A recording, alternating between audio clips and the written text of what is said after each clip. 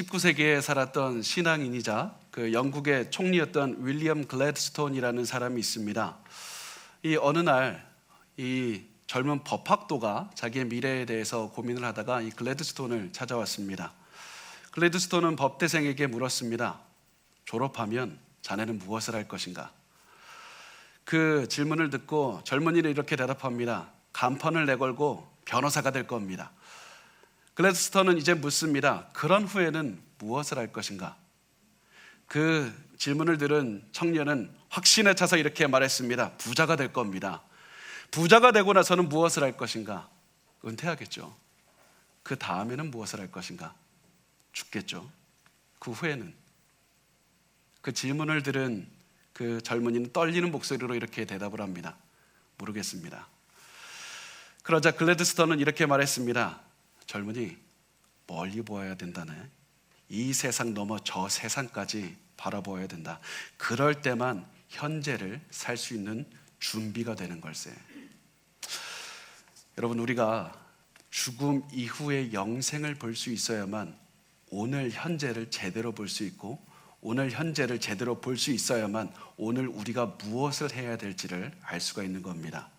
그래서 영생을 보는 것이 너무나도 중요한 겁니다. 죽음 이후의 그 삶을 보는 것이 너무나도 중요합니다.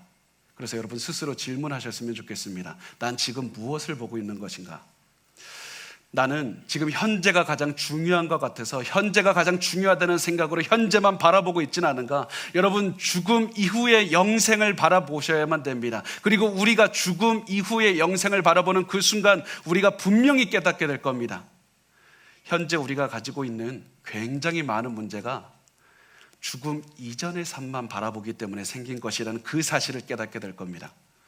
이 땅의 삶이 전부라고 생각하기 때문에, 아니면 죽음 이후의 삶이 아니라 이전의 삶이 너무나도 중요하다고 생각하기 때문에 우리의 삶에 너무나도 많은 문제가 생긴다는 사실을 깨닫게 될 겁니다. 그래서 우리가 반드시 영생을 먼저 본 다음에 죽음 그 이후의 삶을 먼저 본 다음에 현재를 봐야 됩니다. 그래서 지금 우리가 해야 될 일은 영원을 먼저 바라보는 것입니다. 사실 제가 이 사실을 말씀을 드리지 않아도 여러분 다 알고 있을 겁니다. 교회를 많이 다니신 분들은 우리가 영생이 있다, 죽음 이후에 부활이 있다 다 아실 겁니다. 그런데 우리의 문제가 무엇입니까? 아무리 성경을 읽어도 아무리 말씀을 들어도 영혼에 대해서 깊이 생각하지 않는다는 사실입니다. 영생에 대해서 그렇게 큰 가치를 두고 살지 않습니다. 그리고 오늘 본문을 보면 오늘 우리와 같이 영생에 대해서 알고는 있지만 영생에 대해서 크게 생각하지 않는 한 사람이 등장합니다. 이 사람은 예수님에게서 계속해서 영생에 대한 말씀을 들었습니다. 영생을 생각하라는 예수님께서 계속해서 말씀을 하시는 그 자리에 있었습니다. 그리고 그 예수님께서는 그 자리에서 현재의 고난이 아니라 영혼을 바라보라고 말씀을 하셨습니다. 그래서 누가복음 12장 5절 말씀을 보면 예수님이 이렇게 말씀하십니다. 마땅히 두려워할 자를 내가 너희에게 보이리니 곧 죽인 후에 또한 지옥에 던져넣는 권세 있는 그를 두려워하라. 내가 참으로 너희에게 이르노니 그를 두려워하라. 예수님 말씀하십니다. 너희는 권세를 가진 자들이 너희의 목숨을 위협할지라도 절대로 두려워할 필요가 없다. 왜냐하면 하나님께서 이 땅을 다스리실 뿐만 아니라 우리가 죽음을 맞이하게 될 것이고 그 죽음 이후에 천국과 지옥으로 보내는 그 권세가 있으신 분이 하나님이기 때문이다. 그래서 예수님께서는 영생을 주시는 하나님을 두려워하라고 말씀을 하셨습니다. 또 시간이 지나서 예수님께서는 12장 8절에서 9절 말씀에 이렇게 말씀을 하십니다.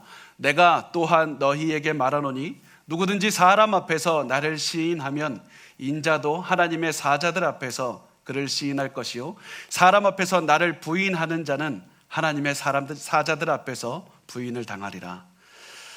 예수님께서는 제자들에게 너희 정말 큰 고난이 올다 할지라도 예수님 절대로 부인하면 안 된다. 왜냐하면 우리는 모두 하나님의 심판대 앞에 설 날이 올 것이기 때문이다. 그래서 너희가 이 땅에서 살아가면서 예수님을 부인하면 죽은 다음에 지옥으로 가게 되지만 예수님을 끝까지 믿으면 죽음 이후에 있는 영생에서 천국으로 갈 것이다. 그래서 예수님은 계속해서 죽음 이후의 영생을 생각하라. 그 영생을 생각하고 오늘을 살아야 된다. 영생을 먼저 바라보고 오늘 하루를 살아야 된다고 계속해서 말씀을 하셨습니다. 영생을 생각하고 오늘 오는 고난을 이겨내야 된다고 말씀을 하셨습니다. 그런데 예수님의 이 말씀을 듣고 있던 사람들 중에 한 사람이 갑자기 소리를 높여서 이렇게 예수님께 말했습니다. 그 말씀이 누가복음 12장 13절에 나옵니다. 우리 한 목소리로 읽겠습니다. 시작. 무리 중에 한 사람이 이르되 선생님, 내 형을 명하여 유산을 나와 나누게 하소서 하니, 이 사람이 이렇게 말합니다. 라삐여, 내 형에게 명령해서 유산을 나에게 나누어 주게 하소서. 예수님께서는 계속해서 영생에 대해서 말씀을 하셨는데 이 사람에게는 그 말이 도저히 들리지를 않았습니다. 왜냐하면 이 사람은 영생은 알고 있었지만 그것이 중요한 것이 아니라 이 세상에 관한 일들로만 가슴이 가득 차 있었기 때문이었습니다. 그리고 이 사람의 마음을 가득 채우고 있었던 것은 유산 상속의 문제였습니다. 그래서 이 사람은 예수님께 말했습니다. 형이 받은 유산을 나에게 나누어 주도록 예수님 명령 좀 해주십시오. 형이 유산 분배를 적법하게 했는지 판단해 달라는 요청이 아니라 무조건 형에게 가서 나에게 유산 안 준 거 있으니까 그 유산을 무조건 주라고 명령해 달라고 요청하는 것이었습니다. 그런데 예수님께서는 이 사람의 그 마음을 보시고 그 사람의 가슴속을 가득 메우고 있는 탐심을 보셨습니다. 여러분, 탐욕은 특별히 악한 자들이 가지고 있는 마음이 아닙니다. 우리가 잘 기억했으면 좋겠습니다. 탐욕은 특별히 악한 사람이 가지고 있는 것이 아닙니다. 재산이 많은 사람이 가지고 있는 것도 아니고 돈이 없는 사람이 가지고 있는 것도 아니라 그 누구라도 가질 수가 있는 것이 탐심입니다. 왜냐하면 영원한 하나님의 나라를 위한 마음에서 시작하지 않으면 그 무엇이라도 탐심이 되기 때문입니다. 영생을 위한 마음이 아니라 내가 이 땅에서 무엇이라도 가지려고 하는 그 마음이 바로 탐욕이 됩니다. 영혼을 생각하지 않고 이 땅에서 누리는 삶을 살기 위해서 내가 소유하려고 하고 내가 성공하려고 한다면 그것이 바로 탐심이라는 사실입니다. 영원한 천국이 아니라 이 땅에서 내가 소유하고자 했다면 그것은 바로 탐욕이라는 사실을 반드시 기억하셔야만 됩니다. 제가 탐심의 정의, 탐심이 무엇인가 반복해서 말씀을 드린 이유가 무엇이냐면 그 탐욕이 어떤 악한 사람의 죄가 아니라 우리 모두의 죄라는 사실을 말씀드리고 싶기 때문입니다. 탐심은 다른 사람의 죄가 아니라 내 죄입니다. 우리는 탐욕이라는 말을 들을 때 보통 다른 사람을 생각합니다. 나하고 유산을 나누지 않았던 그 형제와 자매를 생각합니다. 나에게 양보하지 않은 그 직장의 동료를 생각합니다. 나에게 배려하지 않은 그 성도를 생각을 합니다. 그러나 탐욕은 다른 사람에 관한 이야기가 아니라 오늘 말씀을 전하고 있는 저에 관한 이야기고 오늘 말씀을 듣고 있는 여러분에 관한 이야기가 됩니다. 그 누구도 이 탐욕의 대상에서 벗어날 수가 없습니다. 그래서 우리 모두가 계속해서 내가 왜 탐욕을 가지고 있을까? 나는 왜 천국이 아니라 이 땅을 바라보고 살고 있을까? 자꾸 그것을 돌아보면서 오늘 탐심에 대한 말씀을 들어야만 됩니다.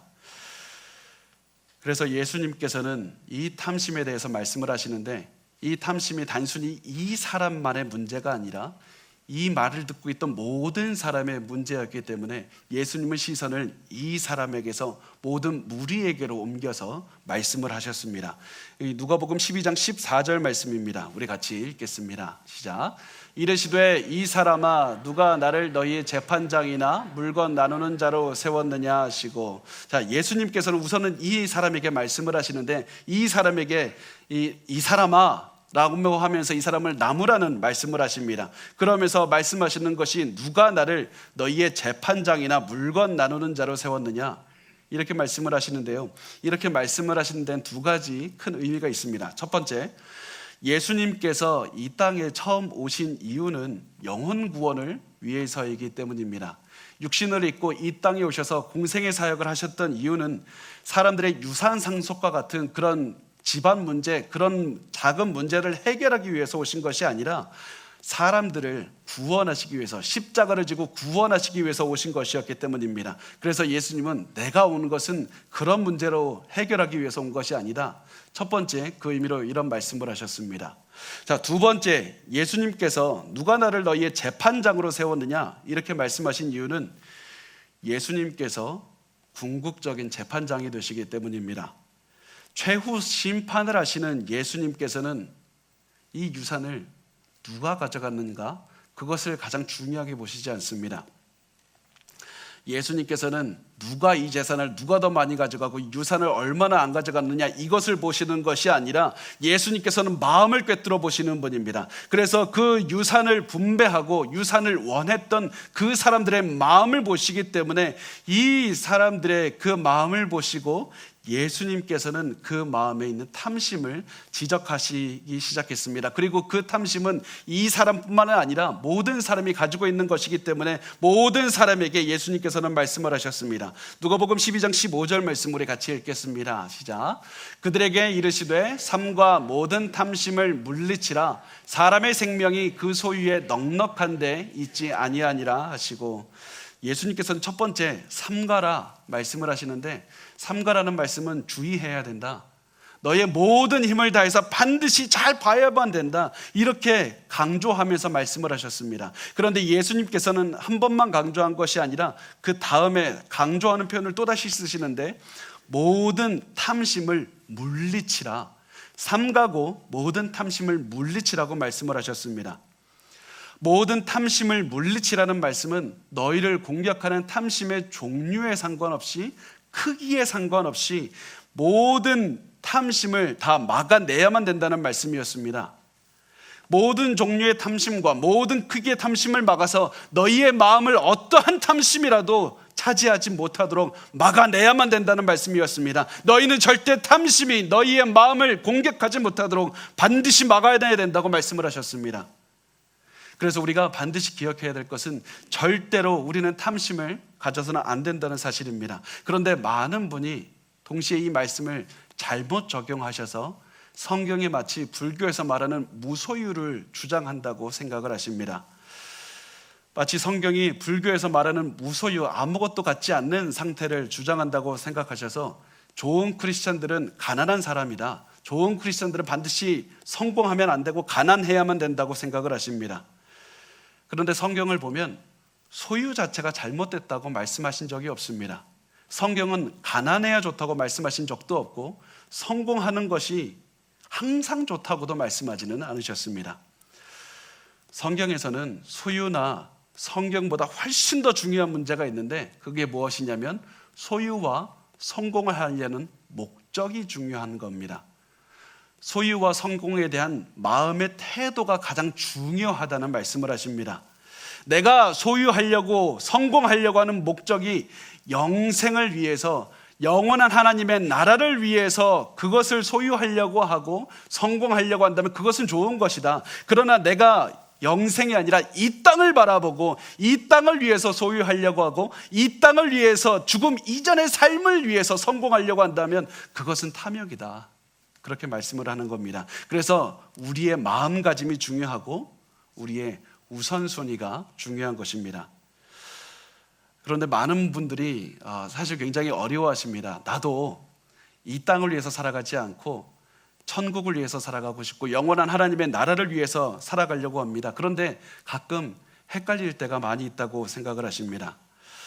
내가 지금 가지고 있는 마음이 탐심인지 아닌지 잘 모르겠습니다.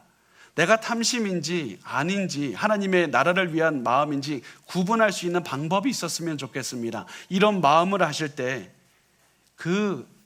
내가 가지고 있는 마음이 탐심인지 아닐지를 알 수 있는 한 가지 그 방법이 있습니다. 그것은 무엇이냐면 바로 탐심의 증거입니다. 내 마음에 탐심을 가지고 있다면 반드시 나타나는 증거가 있습니다. 그 탐심은 바로 나 자신을 위해서 나의 소유를 사용하려고 하는 마음입니다. 탐심의 중심에는 내가 있고, 그리고 이 땅에서의 삶이 전부고, 이 땅 죽음 이후에는 삶을 바라보지 않고, 그래서 내가 이 땅이 전부라고 생각을 하기 때문에 탐심을 가진 사람은 반드시 내가 가진 모든 것을 나를 위해서 사용하려고 합니다. 절대로 하나님이나 주변 사람들을 위해서 사용하는 것이 아니라 나 자신만을 위해서 더 많이 사용하려고 하고 더 내가 누리면서 살아가려고 한다는 사실입니다. 그래서 예수님께서는 오늘 말씀에서 이렇게 말씀을 하셨습니다. 사람의 생명이 그 소유에 넉넉한 데 있지 아니하니라. 여기에서 예수님께서 말씀하시는 생명은 단순히 내 육신의 목숨을 말씀하는 것이 아닙니다. 우리의 진정한 생명에 대해서 말씀을 하는 겁니다. 그래서 사람의 생명이라고 말할 때의 생명은 그 헬러 그리스어로 조에라고 보통 우리가 읽는데, 조에라는 말은 진정한 생명을 뜻하는 말입니다. 예수님께서는 우리에게 영적인 생명, 진정한 생명, 영원한 생명, 그것들은 우리가 물건을 다 많이 소유한다고 생기는 것이 아니다. 돈을 더 많이 가진다고 해서 우리가 더 기쁘게 되는 것도 아니고, 영적으로 풍족한 삶을 누릴 수 있는 것도 아니고, 더 행복해지는 것도 아니라는 겁니다. 세상은 계속해서 우리가 돈이 없고 소유가 없고 그러면 우리가 불행할 것이다, 풍족하지 못할 것이고 풍성한 삶을 누리지 못할 것이고 너는 염려할 것이다, 계속해서 이렇게 속입니다. 그러나 예수님은 말씀하십니다. 절대로 그렇지 않다. 절대로 그렇지 않다. 그런데 우리는 잘 알고 있습니다. 우리는 저를 비롯해서 세상에 하는 말에 자꾸 속아 넘어갑니다. 그래서 우리가 좋은 집을 더 갖고 싶어 하고, 좋은 차를 더 가지고 싶어 하고, 좋은 핸드폰을 더 가지고 싶어 합니다. 왜 그렇습니까? 좋은 집에서 살고 좋은 차를 타고 다니면 사람들이 나를 알아봐주고 내가 더 풍족한 삶을 누릴 것만 같고 내가 더 행복한 삶을 누릴 수 있을 것만 같아서 그렇습니다. 더 많은 돈을 가지고 더 좋은 집에서 살고 더 좋은 차를 타면 더 내 삶이 만족스러울 것 같고 내가 더 행복할 것 같아서 그렇습니다. 그래서 더 많이 가지려고 합니다. 그런데 예수님께서는 이런 마음을 가리키면서 이것은 탐심이다, 이것이 바로 탐심이고 세상의 속임수라고 말씀을 하는 겁니다. 우리의 진정한 생명과 진정한 행복과 진정한 기쁨은 이런 소유에 있는 것이 아닙니다.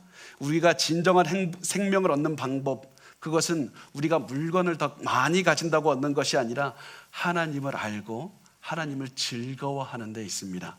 하나님을 믿고 하나님을 사랑하고 하나님께서 주시는 기쁨을 누리고 그 가운데 만족하면서 살아가는 것이 바로 우리가 진정한 생명을 얻는 그런 삶을 사는 그런 모습이라는 사실입니다. 절대로 소유해서 생명을 얻으려고 하지 말고 하나님에게서 생명을 얻으려는 그런 마음으로 살아야만 됩니다. 그리고 하나님 안에서 만족을 얻으려는 마음을 가지고 세상을 살아내야만 된다는 사실입니다.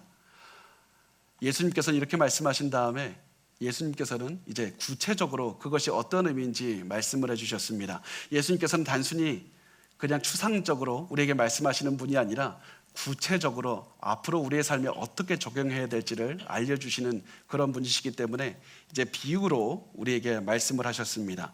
자, 그 말씀이 누가복음 12장 16절에 나와 있는데요, 우리 같이 읽겠습니다. 시작.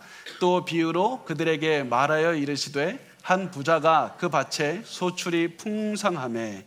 자, 이 비유에는 한 사람이 등장합니다. 농부인데 이 사람이 농장에서 많은 수확을 거두었습니다.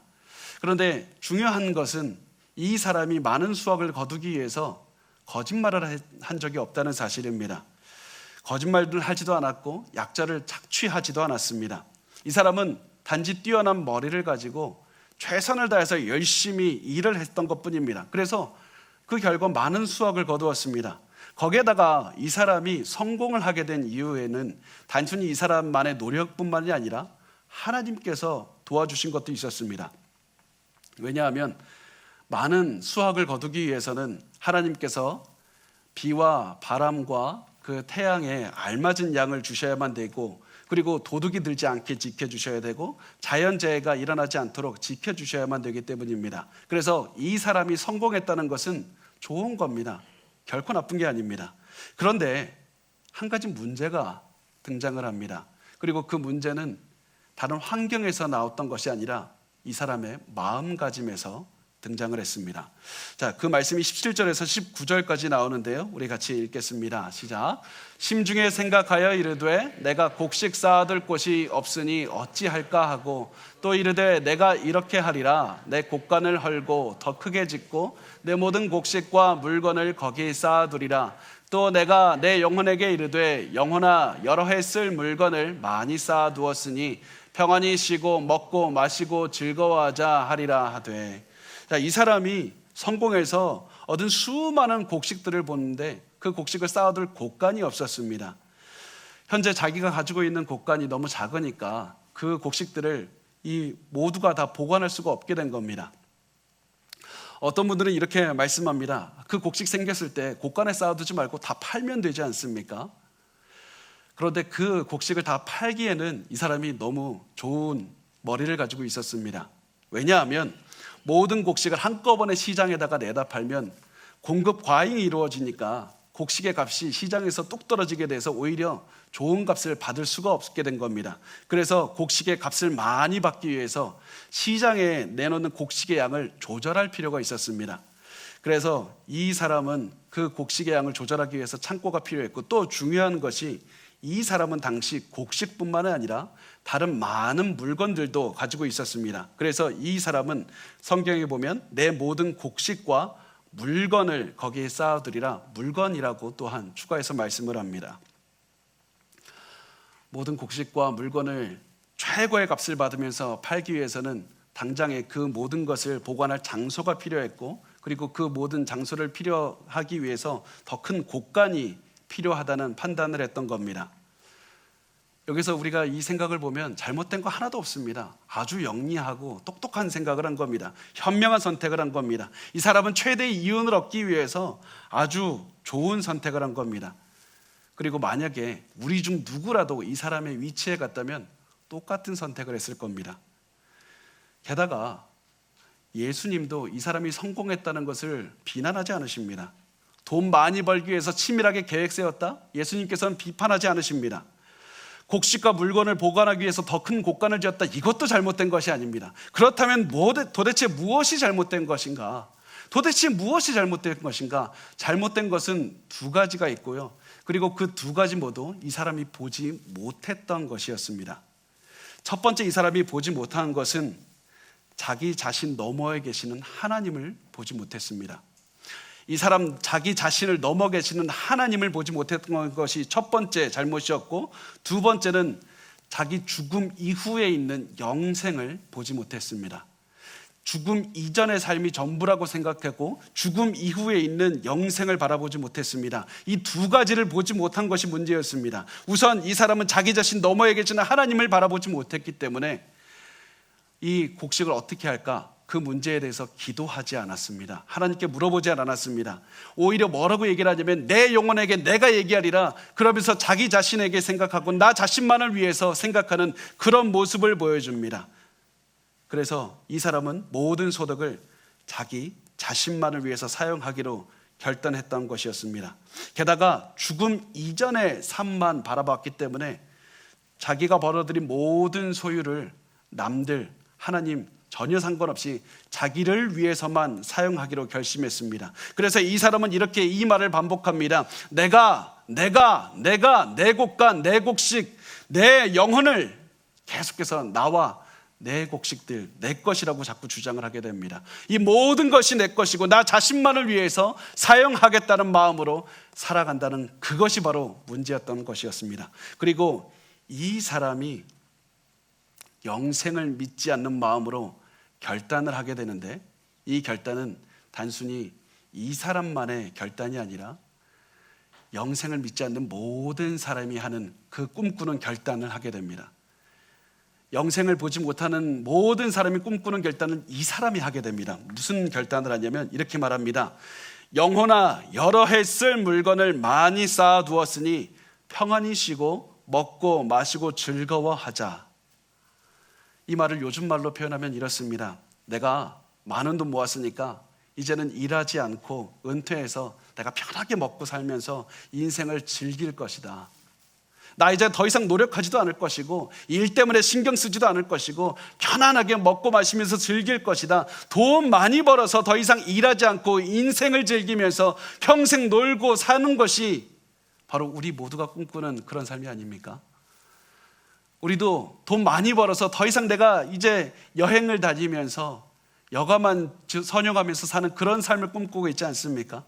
그리고 이런 삶을 우리 자신만을 위해서 원하는 것이 아니라 우리 자녀들에게도 너도 이런 삶을 살아야 된다 이렇게 말하고 있지 않습니까? 그래서 우리가 많은 부모님들이 자녀들에게 이렇게 말합니다. 너희가 열심히 공부하고 열심히 노력하면 나중에 돈 많이 벌 수 있다. 돈 많이 모을 수 있어. 그렇게 해야만 나중에 편하게 살 수가 있다. 그렇게 해야만 남들이 살지 못하는 집에 살 것이고 남들이 몰지 못하는 차를 몰게 될 것이고 남들이 가보지 못한 땅에 갈 것이고 남들이 먹지 못하는 음식을 먹으면서 세상 사람들의 부러움을 받으면서 살게 될 것이다. 그러므로 애야, 너는 지금 열심히 공부하고 열심히 일해야 된다. 우리가 혹시 이런 마음으로 자녀들을 가르치고 있지는 않습니까? 사실 이것이 모든 부모님의 솔직한 그런 모습일 겁니다. 그런데 중요한 것은 예수님께서는 이 모습을 보시고 어리석다 말씀을 하시는 겁니다. 우리 20절 말씀을 같이 읽겠습니다. 시작. 하나님은 이르시되 어리석은 자여 오늘 밤에 내 영혼을 도로 찾으리니 그러면 내 준비한 것이 누구의 것이 되겠느냐 하셨으니, 예수님께서 이 사람에게 어리석다라고 하셨는데 그 어리석다라는 말은 이 사람 머리가 나쁘다, 지식이 부족하다 이런 의미가 아닙니다. 이 사람은 굉장히 똑똑한 사람입니다. 많은 지식이 있는 사람이고 장사에 탁월한 그런 능력이 있는 사람이었습니다. 그래서 오히려 세상 사람들은 이 사람을 보면서 이 사람 정말 똑똑하다, 나도 이 사람처럼 살아가겠다 결단하면서 이 사람을 삶의 모범으로 삼았을 겁니다. 그런데 하나님께서 보시기에 이 사람은 어리석은 사람이었습니다. 어리석다라는 그 말의 그 그리스어 헬라어를 보면 아프론이라는 의미 그 단어인데요, 이 말의 의미는 가장 기본적인 그 개념이 생각이 없는 겁니다. mindless, 생각이 없는 겁니다. 이 사람이 왜 생각이 없느냐? 가장 현실적인 것이고 가장 실용적인 것을 전혀 생각하지 않고 살고 있기 때문입니다. 그래서 하나님께서는 이 사람에게 생각이 없는 사람이다, 어리석은 사람이다, 가장 현실적이고 가장 실용적이어서 우리가 어떠한 결정을 내리든지 항상 염두에 두어야 되는 것이 무엇입니까? 두 가지, 영원한 하나님과 영원한 생명, 이 두 가지라는 사실입니다. 영원한 하나님과 영생을 생각하지 않는다면 그것은 아주 어리석은 것이고 아주 미련한 생각이라는 겁니다. 세상 사람들은 영원한 하나님과 죽음 이후의 그 영생을 바라보지 못하기 때문에 죽음 이전의 삶만 생각하며 살아가는 것이 당연하게 생각합니다. 그래서 어리석은 사람들이라는 그 하나님의 말을 듣게 되는 것이고, 어리석은 사람들이 내리는 어리석은 결론은 무엇이냐면 이제부터 인생을 즐기리라, 그것입니다. 내가 죽으면 모든 게 끝이 나니까 죽기 전에 내가 인생을 즐기고 살겠다. 그런데 우리는 영원한 하나님을 믿고 사는 영생을 이미 가진 사람들입니다.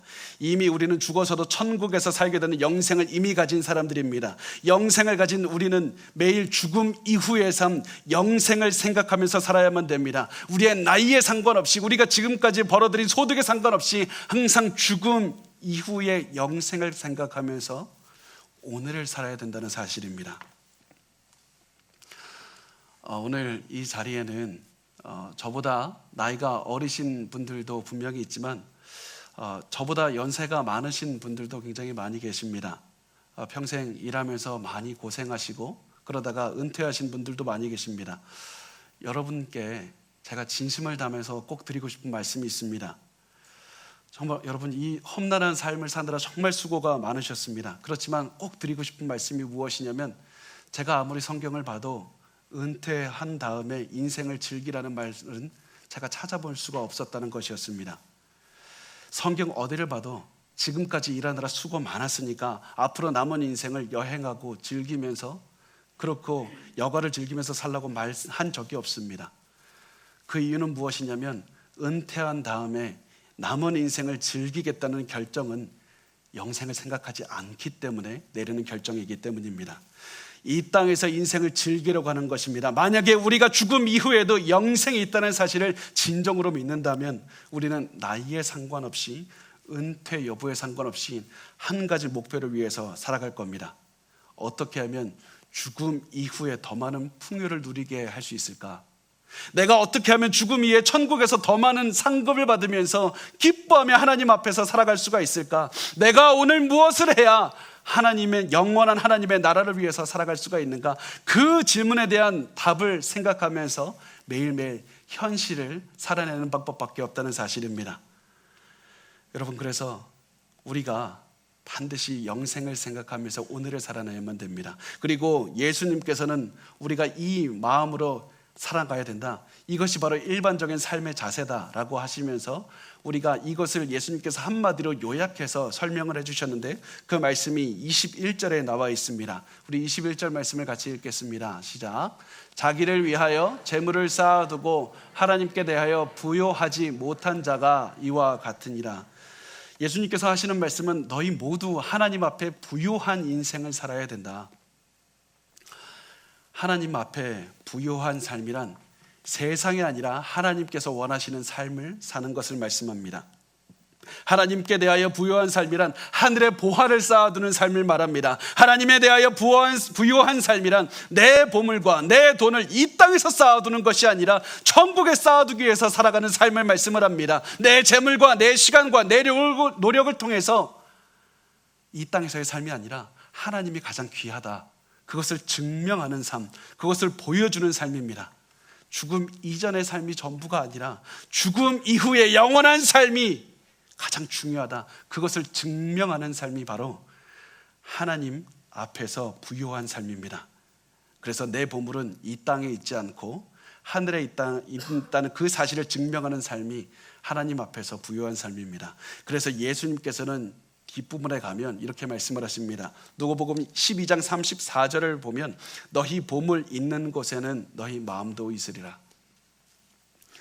예수님께서는 우리 보물을 하늘에 쌓아두는 그런 삶을 살아야 된다, 이렇게 말씀을 하십니다. 내 돈을 통해서, 내 사업을 통해서, 내 가정을 통해서, 내 시간을 통해서, 내 몸을 통해서 하늘의 보물을 쌓으면서 살아야만 된다는 사실입니다. 절대 죽음 이전의 삶에 중점을 두는 것이 아니라 죽음 이후의 삶에 중점을 두고 살아가는 것입니다. 영원을 바라보면서 오늘을 살아간다는 사실입니다. 이 삶이 예수님께서 우리에게 가르쳐 주신 말씀이었고 오늘 우리가 살아가야 되는 삶의 모습입니다. 우리는 반드시 영원을 위해서 오늘을 살아야만 됩니다. 죽음 이전의 생명을 위해서 살지 않고 죽음 이후의 영원한 생명을 위해서 살아가야만 됩니다. 그러면 마지막으로 우리가 어떻게 하면 그 삶을 살아낼 수가 있을까? 어떻게 하면 죽음 이후의 영원을 생각하며 살아갈 수가 있을까? 우리 세 가지만 보도록 하겠습니다. 첫 번째, 가정에 영생에 대한 소망을 주시기 바랍니다. 가정에 영생에 대한 소망을 주시기 바랍니다. 부부가 항상 만나서 영생에 대한 대화를 하는 겁니다. 자녀들에게도 죽음 이후의 삶에 대해서 가르쳐 주는 겁니다. 그래서 가정 전체가 죽음 이전에 이 땅을 위해서 살아가는 것이 아니라 죽음 이후의 삶을 위해서 살아가는 것이 중요합니다. 왜 그렇습니까? 우리는 연약하기 때문입니다. 내가 혼자 살아갈 수가 없기 때문입니다. 아무리 내가 열심히 살아가려고 한다고 해도 그 삶을 조금만 지나면 무너질 수밖에 없기 때문입니다. 그래서 예수님께서 우리에게 공동체를 주신 겁니다. 그래서 예수님께서 우리에게 믿음의 가정을 주신 것이고 믿음의 교회를 주신 것입니다. 가정에서 또 교회에서 서로 영생에 대한 소망을 가지도록 서로 격려하고 서로 말을 하면서 기도해 주면서 다 같이 죽음 이후의 삶을 바라보자고 그렇게 이끄는 것이 중요한 겁니다. 그렇게 우리가 서로 말하며 서로 기도해 주면 성령께서 우리 가슴에 천국에 대한 소망으로 가득 채워 주실 것이고 우리가 이 땅을 살아갈 수 있는 힘도 주실 겁니다. 서로에게 죽음 이후의 삶에 대한 소망을 심어 주어야만 됩니다. 그렇게 살면 오늘 우리가 가지고 있는 고난도 이겨낼 수가 있습니다. 자, 두 번째, 우리가 죽음 이후의 소망을 가질 수 있는 방법, 두 번째는 기도하는 겁니다. 여러분, 많은 분이 이 자리에서 그래, 내가 이제 하나님과 함께하는 죽음 이후의 삶을 보기로 결단하겠다고 말합니다. 그리고서는 그 결단은 조금도 가지 못하고 반드시 무너질 수밖에 없습니다. 여러분의 결단을 절대 믿지 마시길 바랍니다. 여러분의 결단은 절대 믿을 것이 못 됩니다. 우리의 결단을 믿는 것이 아니라 하나님께 기도하는 것밖에 없습니다. 성령께서 우리의 마음으로 움직여 주시지 않으면 우리의 결단은 1분 1초도 가지 못해서 무너지고 말 것이기 때문입니다. 하나님께 매일매일 시간이 날 때마다 내가 죽음 이후의 삶에 소망을 두게 해달라고 기도하셔야 됩니다. 시간이 날 때마다 기도하시고, 식기도 할 때마다 기도하시고, 잠자기 전에 기도하시고, 아침에 일어날 때마다 기도하시길 바랍니다. 그렇게 하면 우리가 성령께서 인도해 주셔서 죽음 이후의 삶에 대한 소망을 갖게 됩니다. 마지막 세 번째는 천국을 항상 생각하는 겁니다. 한 사람이 여행을 하고 있었습니다. 그 타지를 여행하다가 하나님을 믿는 한 사람을 만나게 됐고 그 사람의 집을 방문하게 됐습니다. 그런데 그 사람의 집에 가보니까 굉장히 소박했습니다. 그 사람의 집은 작은 방 하나와 그냥 책으로 가득 찬 그런 공간밖에 없었습니다. 그래서 여행자는 그 신앙인에게 이렇게 물었습니다. 선생님의 가구는 다 어디 있습니까? 그러자 그 사람은 오히려 이렇게 되물었습니다. 당신의 가구는 어디 있습니까? 그 말을 듣고 여행자는 이렇게 대답합니다. 제 가구요? 저 여기 여행자입니다. 전 단지 이곳을 지나고 있을 뿐입니다. 그리고 그 말을 듣고 신앙인은 이렇게 대답합니다. 저도 그렇습니다. 저도 이곳을 지나갈 뿐입니다. 우리 모두는 이 세상을 통과해서 본향인 천국을 향해서 가고 있는 사람들입니다. 그래서 우리의 삶의 가장 중요한 것은 이 땅이 아니라 본향이 됩니다. 죽음 이후의 삶이 더 중요한 겁니다. 그래서 우리의 삶의 중심을 이 땅이 아니라 천국에 두면서 살아가는 것이 중요한 겁니다. 영원한 하나님과 누리는 영원한 생명을 위해서 나는 오늘 어떻게 살아가야 될 것인가? 그 질문을 하면서 매일매일 매 순간 살아나는 겁니다. 여러분은 여러분이 가진 재물과 시간과 건강을 포함한 모든 것을 바로 저 죽음 이후의 삶을 위해서 사용하셔야만 됩니다. 이 땅을 위해서 사용해서는 절대로 안 됩니다. 영혼을 위해서 사용하시기 바랍니다. 여러분은 지금 무엇을 보면서 살아갑니까? 영생을 꿈꾸고 영생의 소망을 두고 살아가야만 됩니다. 영생을 보고 오늘을 보면 오늘 우리가 가지고 있는 모든 문제가 해결이 될 것이고, 영생을 보고 오늘을 보면 내가 오늘 무엇을 해야 되는지 알게 될 겁니다. 영생을 보고 영생의 소망을 두시기 바랍니다. 그러면 하나님께서 우리의 마음을 소망으로 가득 채울 뿐만 아니라 오늘 우리가 가지고 있는 문제도 다 해결해 주실 겁니다. 우리 영생에 소망을 두는 그런 삶을 사셨으면 좋겠습니다.